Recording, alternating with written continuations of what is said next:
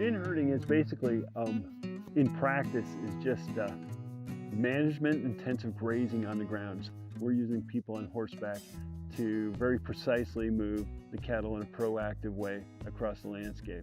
So it's very simple. So like on a typical day, we'll get up around 6 a.m., cook breakfast, make cowboy coffee over the little cook stove in a cook shack.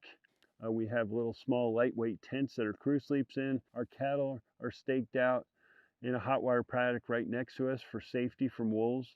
And right around 8:30 to 9 o'clock, we'll let them all out and we'll herd them across the landscape and exactly where we want them to go for that day. We'll choose the day before where they're going to go the following day and choose where their meal is going to come from on the wild grasses that cover that 70 square miles. And it includes taking up water, and a lot of times the water is very controlled. We will put in temporary pipelines out of springs and creeks that allow cattle to drink out of a tank that we put up there, a stock tank that's portable, that doesn't impact in any way the ecological value of those wet areas, those riparian areas, and that fish habitat. And we do this every day over the course of the grazing season, and that's exciting. It's exciting to see change, huge change, in just the 5 years that we've been doing it.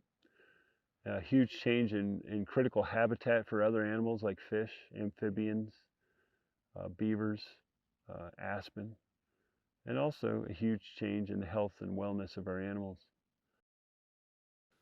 So the grass up on that wild range landscape is unique. It's definitely unique in the grass-fed world. I've spoken to many grass-fed producers all over the world. Because in that country up there, Carol happens to be a PhD plant ecologist, so she knows her plants. She says there's 2,500 plants up there. It's just a beautiful, extremely diverse landscape. Of those 2,000 some plants, our animals graze about 550. The nutrient density of those grasses is unparalleled from anybody in the world.